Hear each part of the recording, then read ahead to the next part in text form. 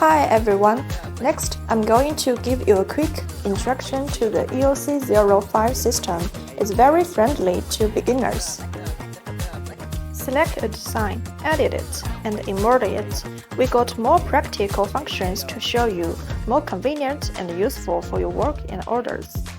Here you can choose built-in patterns or letter embroidery.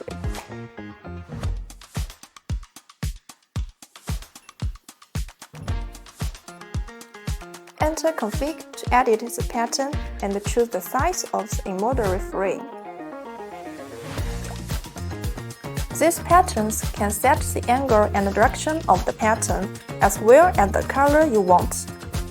You can directly drag and drop the pattern on the screen to the position you want, or you can go to the next step without editing the pattern.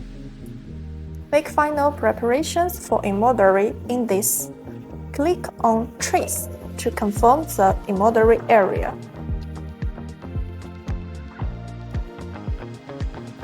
After confirmation, click Ready, put down the presser foot.